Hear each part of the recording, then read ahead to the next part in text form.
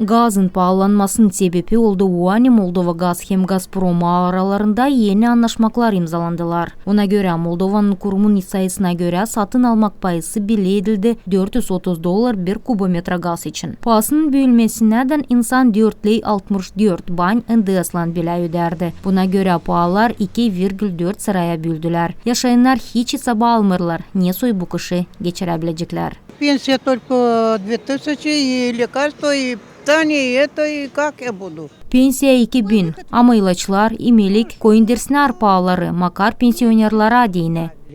Не так дорого, особенно для пенсионеров. 1,5 lei kabul ederim. Hiç bilmiyorum ne su yaşayacağım. Очень трудно. Наверное, где-то уедем. Куда?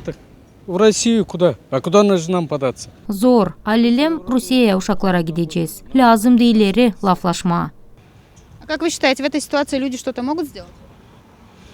Надо бастовать или как? Выйти все на площадь и всем бастовать. Это недопустимо так издеваться над людьми. Очень трудно людям в такой ситуации. 1859 пенсия.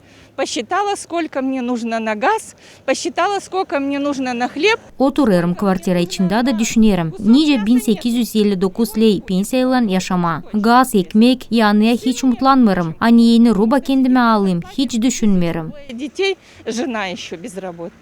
Летом еле выживаем, потому что где-то овощи там дешевые. А зимой, ну вот вам говорю честно, ума не приложу, как будем выживать. Energetika uğrunda uzmanları nişanladılar. Yeni pahalar kaplamırlar hepsi harcamakları. Ama sadece yardım edecekler Moldova Gaz Kurumu'na ödeşme kullanılan gaz için Gazprom'la. Kurumda düşünürler balansı olabilecek gelen yılın April ayında doğrultma. Ekonomika uğrunda eksperti Vyacheslav Yanitsa sayır ki gazın pahasının kalkınması o değil ekonomika ama sosyal probleması. Bu ise kurda ekonomikadan çekilir. Это, к сожалению, социальная проблема, потому что это ударит по платежеспособности населения.